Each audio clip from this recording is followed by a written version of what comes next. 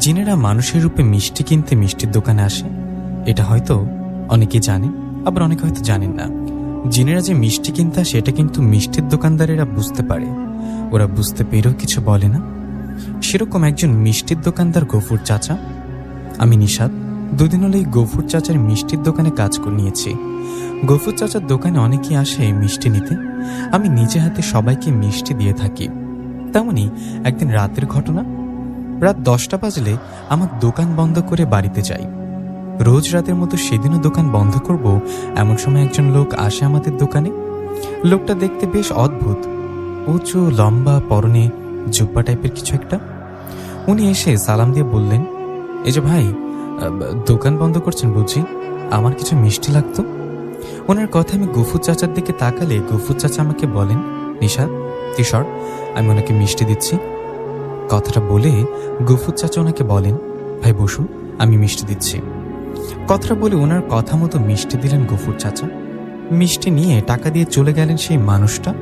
উনি চলে যাবার পর দোকান বন্ধ করে বাড়ির দিকে হাঁটতে লাগলাম আমিও, গফুর চাচা। গফুর চাচা আমার বাড়ি একই গ্রামে।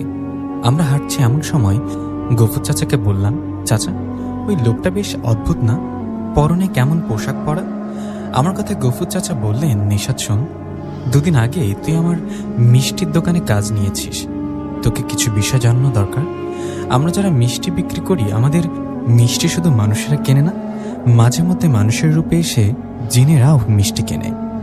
গফুর চাচার কথা অবাক হয়ে বললাম, কি জিনেরা মিষ্টি কিনতে আসে, এটা কি সত্যি? আমার কথায় গফুর চাচা আমাকে অবাক করিতে বললেন, হ্যাঁ এটা সত্যি, ওরা মানুষের রূপে মিষ্টি কিনতে আসে। একটু আগে দোকান বন্ধ করার আগে যিনি আসছিল তিনি সাধারণ কোনো মানুষ নন, উনি একটা জিন। কি বলো, উনি জিন ছিল? আমাকে অবাক হতে দেখে উনি বললেন, হ্যাঁ উনি জিন ছিল। আমি জিনদের দেখলে বুঝতে পারি, ওদের উচ্চতা, কথাবার্তা ও পোশাক দেখলে ধারণা করতে পারি।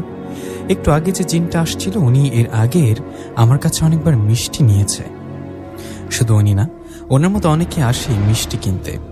আমি বিষয়টা বুঝতে পারি কিন্তু কখনো কিছু বলি না, ওনারা আমাকে কিছু করে না।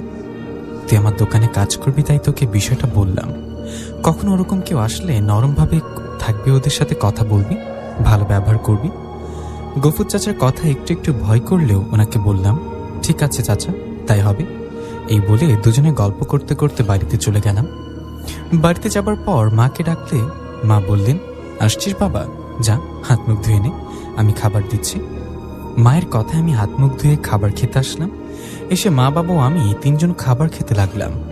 খাবার সময় বাবা বললেন, তা হ্যাঁ রে, কাজ কেমন চলছে তোর? এত কিছুর কাজ থাকতে তোর মিষ্টির দোকানে কাজ করতে হবে কেন? বাবার কথার জবাবে আমি বললাম, বাবা কোনো কাজই ছোট না, বড় হয়েছি, কাজ করতে তো খেতে হবে, তাই না? আল্লাহ দিলে আমাদের বেশ ভালোই জমি জমা আছে, আমি কাজ না করলে আমাদের সংসার চলবে, তাই বলে কি কাজ করব না? মিষ্টির দোকানে কাজ করেছি, এটা একটা নতুন অভিজ্ঞতা হচ্ছে কাজের, এটা করতে থাকি, দেখি সামনে কি করা যায়। এই বলে খাবার খেয়ে চলে গেলাম ঘরে। আমি ঘরে গিয়ে একটু পর ঘুমিয়ে পড়লাম। পরের দিন সকালে যথারীতি খাবার খেয়ে চলে গেলাম দোকানে। দোকানে যাবার পর দোকান করছি। গফুর চাচা আমাকে বলছিল, মানুষের রূপে মাঝে মাঝে জিনেরা আসে। আমি শুরুতে বিষয়টা বুঝতে না পারলেও পরে বুঝতে পারি, জিনেরা আসে কিন্তু আমি নর্মালি তাদের মিষ্টি দিয়ে দিই। এভাবে চলে যায় কয়েকটা দিন। কয়েকদিন পর এক দুপুরবেলা আমরা দুপুরের খাবার দোকানে বসেই খাই। দুপুরের খাবার শেষে গফুর চাচা আমি গল্প করছি, এমন সময় একজন বৃদ্ধার মতো লোক আসলেন। ওনাকে দেখে আমি সালাম দিলাম। আমার সালামের উত্তর দিয়ে উনি বললেন, এই দোকানের মালিককে? তখন গফুর চাচা বললেন, যে বলুন, আমি এই দোকানের মালিক।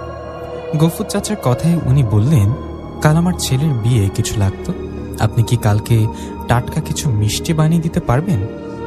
ওনার কথায় গফুর চাচা বললেন, হ্যাঁ হ্যাঁ বানিয়ে দেওয়া যাবে, আপনার কতগুলো মিষ্টি লাগবে বলুন।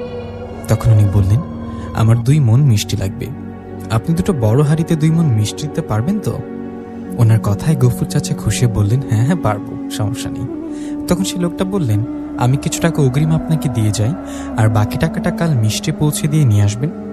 ওনার কথায় গফুর চাচা একটু অবাক হয়ে বললেন, মিষ্টি আবার পৌঁছে দিতে হবে বুঝি, তা কোথায় পৌঁছে দিতে হবে?